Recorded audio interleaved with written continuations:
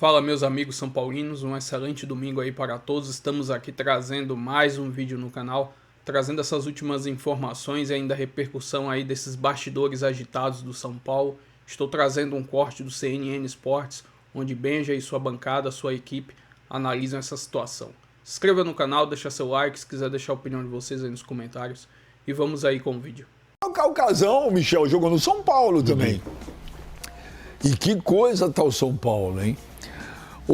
Depois do 6-0, vocês que jogaram... Ô, John, dá pra colocar aí o que o Luiz Gustavo falou? Porque... Não, põe aí o Luiz Gustavo, vamos lá. O que falar pro São Paulino hoje? Cara, eu sou um cara que, desde quando eu nasci, eu aprendi a ser honesto. Nada é por acaso. O dia de hoje não foi por acaso. São Paulo é uma instituição que eu aprendi a amar, que eu aprendi a respeitar. Mas, infelizmente, a gente tem que começar a falar a verdade. As pessoas que têm que vir começar a assumir algumas situações que nós estamos aqui fora botando a cara, a culpa é nossa. Nós, jogadores, que fizemos a merda que fizemos hoje, desculpa a palavra, mas eu acho que esse clube é um clube muito grande, um clube que merece, de uma vez por todas, começar a ter uma direção, um plano claro. O que queremos do início ao fim de uma temporada, do que queremos como pessoas aqui nesse clube. Eu não sei o que eu vou fazer na minha vida ano passado, pouco me importa, mas eu vou sair de cabeça erguida. E cabeça erguida para mim é ser honesto e sincero. Pedimos desculpa pela torcida, por todos, mas uma coisa é certa. Tá na hora do São Paulo começar a colocar as caras quem tem que colocar, assumir responsabilidades. Todo mundo tem responsabilidade. Assumir de cima para baixo para que esse clube possa realmente voltar a ser alguma coisa grande no futebol. Você acha que isso tem um problema que vem de cima da parte da diretoria, a parte das lesões? O que explica isso? Cara, eu aprendi na minha vida, quando eu erro, eu venho aqui, falo, peço desculpa, reflito o que eu tenho que fazer e melhoro. Tem coisas, como eu disse, eu cheguei no clube faz 2 anos, mas tem pessoas lá que vivem muito mais tempo que eu, que estão vivendo a mesma situação, e não dá mais. Acabou. Eu sou uma pessoa que vivo para melhorar, para evoluir. E espero que esse clube, como eu disse, é um clube apaixonante, um clube gigante, muito maior do que qualquer um que está aqui. Mas precisa realmente que as pessoas botem os pingos nos is para que isso aqui continue a evoluir como todos esperam. É lógico, depois de um 6-0 humilhante que foi, você tá na adrenalina, sangue quente, apesar que ele não falou, ele não ofendeu ninguém, não falou mentira nenhuma. Ele não falou nenhuma Então, ele não falou mentira nenhuma. Ô, Michel, como é que é pro jogador? Sai de um jogo desse que deu tudo errado, goleado, humilhação, microfone. Você acha que ele acertou em falar? Não deveria ter falado? Olha, já acho que nessas horas você tem, os jogadores, um ou outro tem que assumir um pouco da responsabilidade, sim. Eu acho que ir lá, e acho que o torcedor, ele espera. Tem um torcedor que ele vai querer escutar e querer saber o porquê do que aconteceu. Então, acho que muito ao torcedor, sim. Acho que alguém tem que ter a palavra, explicar e mostrar a culpa, né? Foi o que o Luiz Gustavo fez. Porque, imagina, você toma 6-0 e ninguém vai para a imprensa e fala nada. Hoje os jogadores perdem o jogo, ou o atacante que não faz gol, ele não dá entrevista. Os caras só aparecem lá quando joga bem e quando faz gol. Eu acho que você tem que ali assumir a responsabilidade. Ele fala isso, ele fala que a responsabilidade é dos atletas e concordo, mas eu acho que o Luiz Gustavo, ele vive, né, o dia a dia hoje no São Paulo. É um menino que eu conheço, é um menino bem centrado, um menino inteligente, e eu acho que não é muito à toa o que ele falou ali, porque ele está vivenciando tanto na parte técnica ali dentro de campo, nos treinamentos, e na parte também ali de gestão do clube.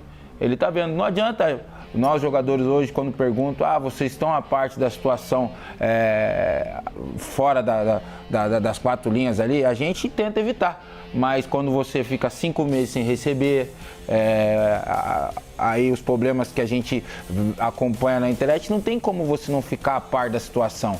Então, e tem atletas que gostam de ficar a par mesmo do que está acontecendo. Então, o discurso dele mostra o que é o São Paulo hoje. Ô Valtinho, o que está acontecendo com o São Paulo? São Paulo está acontecendo... Você jogou lá? Joguei numa época que o São Paulo era exemplo, né? Nos anos 80, você treinava no Morumbi, não existia CT ainda. O São Paulo era considerado o time mais organizado do país. tudo funcionava, tudo era uma coisa assim, perfeita. Foi até um choque de realidade, porque eu cresci no Corinthians, tudo é mais paixão, né? E aí eu fui pro São Paulo, as coisas tudo organizada e tal. Eu acho que o São Paulo se perdeu aí de um tempo pra cá, muito parecido com o Corinthians. Muito parecido com o Corinthians, a administração. O São Paulo começou a errar na administração do clube,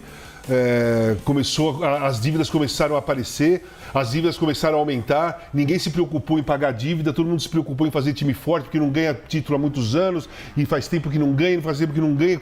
Erraram muito em contratação, gente. Contrataram o Daniel Alves, erraram, contrataram o Rames Rodrigues, erraram. Teve mais, cara. Quantos eles contrataram?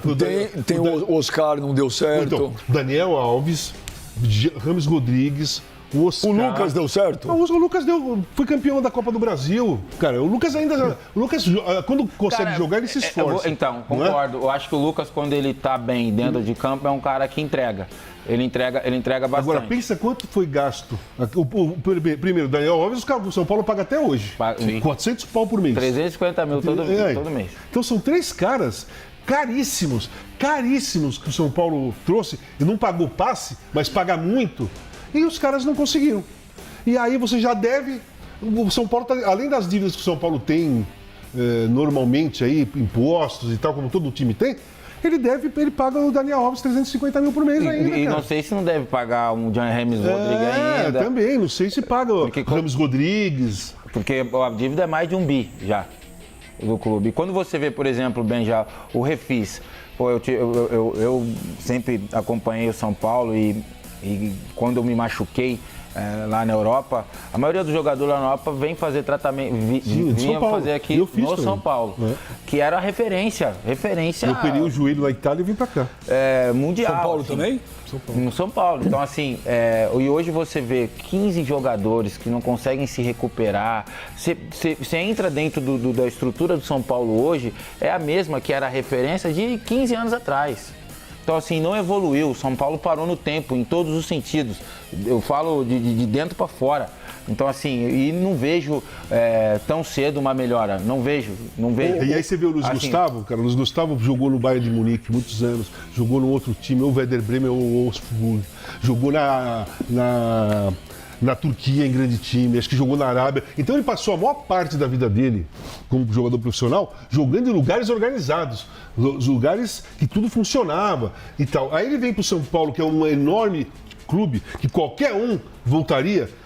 Se aparece o São Paulo, você tem a imagem do São Paulo, aquela da história. Você volta e aí começa. Ele não segurou a onda mesmo. E eu acho que ele tem razão. Ele não foi agressivo, ele não ofendeu ninguém, ele não acusou ninguém, ele se colocou dentro do pacote da crítica que ele fez. É todo mundo. Se ele não fala, ninguém ia falar, tanto que ninguém falou. Mano, mas vendo esse jogo, que foi 6-0 e que foi pouco. Mas uma coisa que mais me chamou a atenção, cara, e eu achei estranho isso, tá? Achei estranho, não tô querendo induzir a nada, só achei estranho. Você viu os gols? Sim. Os jogadores tiram o pé, eles saem. Eu nunca tinha... Perder um jogo acontece. Eu tô errado, mano? Você não viu isso? Também, concordo plenamente. Tirando o pé, cara. Tem muito mais aí nesse jogo do que um simples 6-0. A apatia do time do São Paulo causou estranheza. Porque o jogador, quando ele tá tomando, 3-0, Benjamin, do jeito que foi o primeiro tempo aí, que foi um amasso, parecia aqueles jogos de time da rua, vira 3, acaba 6, o jogador ele fica inconformado. E a apatia e o conformismo do elenco de São Paulo dentro da própria partida e o jogo continuando, o Fluminense marcando o 4º, 5º, 6º, esse jogo poderia ter terminado 9, Benjamin. O garoto Yang, ele pegou umas 3 bolas cara a cara. O São Paulo podia ter tomado 9, quem sabe até 10 gols do Fluminense no Maracanã. O Fluminense, em determinado momento, ainda até tirou um pouco o pé, porque o jogo já estava resolvido, o Fluminense meio que tirou o pé. Mas o Luiz Gustavo, Benjamin, ele foi muito feliz, porque o jogador, muitas vezes, quando ele vai falar, ele até critica o elenco, ele critica ali, talvez, um departamento médico, mas isso é consequência, ele não ataca as causas. O Luiz Gustavo, ele foi no cerne da questão. Ele fala ali, apesar de ele não usar nominalmente o Casares, mas a crítica é toda em cima da diretoria do São Paulo. E aí caiu, né? O Belmonte saiu e mais 2. Mais 2. Mas o Belmonte era o cara do futebol mesmo ali. Chapecó, é esse? Também. E teve mais um. Mas o Belmonte era o cara mais famoso, vamos colocar assim. Verinha. E hoje, mandar um parabéns especial pro meu grande amigo Muricy Ramalho. O Mujica hoje faz 70 anos. Caramba, parabéns. Um dos caras mais legais que eu conheci no futebol é o Muricy. Mas com todo respeito ao Muricy, parabéns pelo aniversário, mas também tá uma rainha da Inglaterra dentro de São Paulo. O Muricy com o cara... Pô, mas só tô dando parabéns pelo aniversário. Pô, caramba, velho. Ele não aguentou, Pô, mas é aniversário. Os dois pés no peito. Tá louco, eu só falei parabéns, Muricy. Porra, ele não era nem uma pergunta pra ele. Por que ele foi falar? Você tava mandando uma mensagem Só mandei um parabéns, Muricy, 70 anos hoje. Caramba, você é...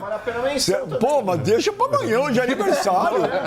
Velhinho. Vou trazer aqui agora uma análise do GE dessa derrota do São Paulo para a equipe do Fluminense. Abre aspas, noite de vergonha no Maracanã. É o exemplo mais extremo do São Paulo atual. Tricolor mergulha em problemas e parece barco à deriva sem a presença de dirigentes da alta cúpula no Maracanã. Desabafo de Luiz Gustavo reflete crise institucional profunda. A goleada sofrida pelo São Paulo por 6-0 para o Fluminense nesta quinta-feira, a pior dos últimos 24 anos, é o retrato bem acabado do que vive o clube neste momento. O tricolor tem sido goleado diariamente dentro e fora de campo. Inúmeras lesões, eliminações inesperadas, disputas políticas entre líderes da diretoria há mais de um ano para a eleição e um horizonte que não há qualquer sinal de mudanças para o futuro próximo. Em campo, São Paulo deu só um exemplo, ainda que extremo, do que tem vivido fora dele. Levou 6 gols do Fluminense, deu adeus às chances de se classificar para a Libertadores sem depender de outros resultados e, da boca do seu capitão, deu recados importantes para o seu torcedor. É preciso assumir responsabilidades. Publicamente, Júlio Casares e Carlos Belmonte podem negar atritos e fingir naturalidade diante de uma relação cada vez mais fria. Quem acompanha o dia a dia e conhece os bastidores do São Paulo, porém, sabe que é diferente. Ela já não existe e que as preocupações não são sempre o desempenho esportivo. O tricolor pediu para enfrentar o Internacional na Vila Belmiro na penúltima rodada do Brasileiro, depois de a torcida anunciar que faria um protesto no Morumbi. A justificativa, o gramado de seu estádio, segundo o presidente Júlio Casares, não estaria em boas condições para receber o jogo. E nada é por acaso. A derrota por 6-0 para o Fluminense não aconteceu só por causa das lesões, só por causa de uma relação fria entre possíveis adversários políticos que comandam São Paulo. Só porque o adversário foi o melhor. Só porque os jogadores jogaram muito mal. Só porque os líderes do elenco não estão à disposição. Uma coisa leva a outra.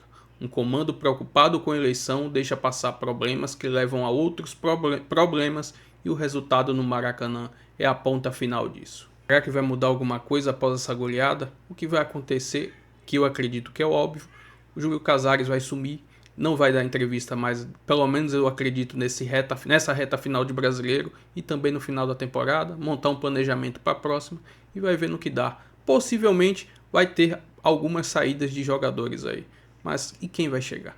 Sem dinheiro. Se inscreva no canal, deixa seu like, se quiser deixar a opinião de vocês aí nos comentários e até o próximo vídeo. Valeu, São Paulo.